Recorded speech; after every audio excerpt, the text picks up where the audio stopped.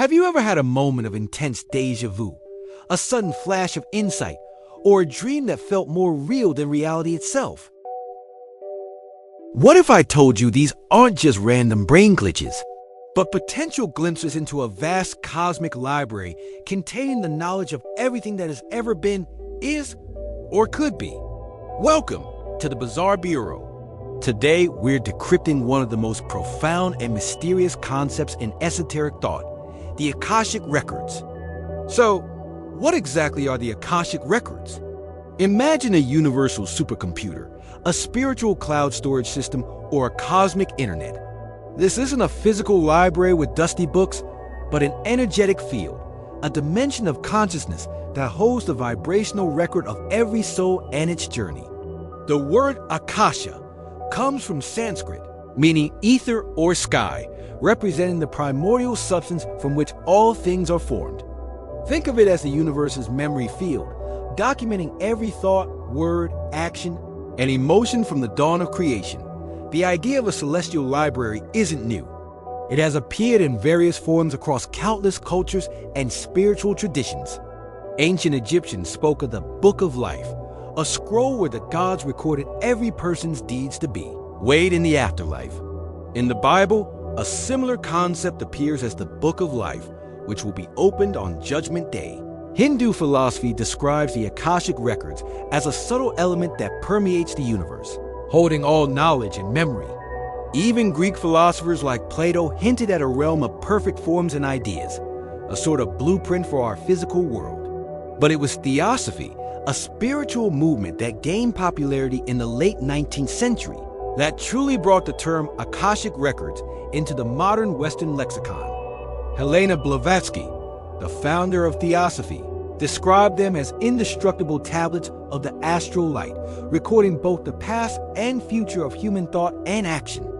It was through the work of later mystics like Rudolf Steiner and the famous American sleeping prophet, Edgar Cayce, that the idea of actively accessing these records for guidance and healing really took hold. Edgar Cayce is perhaps the most famous modern example.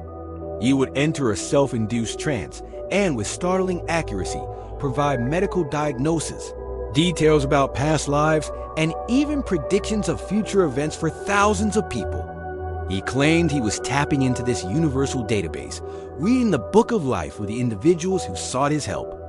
He believed that this information wasn't just for a select few mystics, but was a resource available to everyone, a tool for understanding our soul's purpose and healing our karmic patterns. So, how does one theoretically access this cosmic database? According to those who claim to do it, it's not about hacking the system, but about attuning your own frequency. It's a process of raising your consciousness and vibrational state through practices like deep meditation, prayer, breath work, or guided visualization. The goal is to quiet the noise of the everyday mind, the endless to-do list, the worries, the distractions, and enter a state of deep receptive awareness. Imagine your consciousness is a radio receiver. Most of the time, it's tuned to the static of your ego and the material world. Accessing the Akashic Records is like carefully turning the dial to a much finer, higher frequency station. It's a signal that's always broadcasting, but we've forgotten how to listen. Practitioners often describe the experience in different ways. Some see images or movie-like scenes. Others hear information as a clear internal voice. For many, it's a profound sense of knowing, a download of information and understanding that arrives all at once, bypassing the logical mind. The information contained within the records is said to be vast and multi-layered. It's not just about historical events, but about the emotional and spiritual context behind them. You could theoretically explore the history of a place, the journey of an object, or the collective consciousness of a group. However, the most common and transformative use is for personal exploration. People turn to the records seeking clarity on their life's purpose, understanding challenging relationships, healing old wounds from this life or past lives, and uncovering the root causes of fears or blockages that hold them back. One of the core principles of working with the Akashic Records is that it's done from a place of unconditional love and non-judgment. The records are not a tool for blaming others or wallowing in past mistakes. They are a source of profound compassion and understanding. When you see your life from the perspective of your soul's journey, you begin to understand that every challenge, every relationship, and every mistake was a learning opportunity. It's like watching a movie where you finally understand the main character as motivations, and that main character is you. This higher perspective can bring incredible peace and a sense of freedom. Now, let's address the skepticism, because here at the Bizarre Bureau, we value critical inquiry. From a scientific standpoint, there is no empirical evidence for the existence of the Akashic Records. The concept can't be measured, tested, or verified with current scientific instruments. Skeptics would argue that experiences of accessing the records are products of the subconscious mind, a form of active imagination, or simply the brain creating narratives to make sense of complex emotions and experiences. And that's a valid perspective. The human mind is incredibly powerful and capable of creating vivid, meaningful internal experiences. However, the line between subjective spiritual experience and objective reality has always been blurry. Could quantum physics offer a potential, albeit speculative, bridge? Concepts like quantum entanglement, where particles remain connected regardless of distance, and the holographic principle, which suggests our universe could be a projection of information from a lower dimensional surface, hint at a deeply interconnected reality where information is fundamental.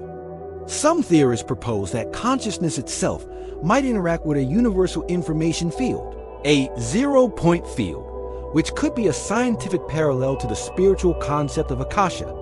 This is still highly theoretical, but it shows that the idea of a universal memory field isn't entirely outside the realm of future scientific exploration. Ultimately, whether you view the Akashic Records as a literal cosmic library or a powerful psychological metaphor, their value may lie in their effect. The process of seeking answers within encourages deep introspection, self-reflection, and a search for meaning beyond the surface level of life. It asks us to consider that our lives are more than just a random series of events, but part of a larger, purposeful journey. It empowers individuals to take responsibility for their healing and growth, armed with a deeper understanding of their own story. This journey into the universe's memory field is a profound one, challenging our perceptions of time, space, and self. It suggests that every life, every moment, is recorded and matters, that we are all interconnected threads in an infinite cosmic tapestry. What do you think? Is this a mystical fantasy, a powerful psychological tool, or a glimpse into the true nature of reality? Let us know your thoughts and experiences in the comments below. We read every single one. If you enjoy exploring the mysteries of consciousness and the universe, be sure to hit that subscribe button and ring the notification bell to join the Bizarre Bureau on our next investigation. Thank you for watching and stay curious.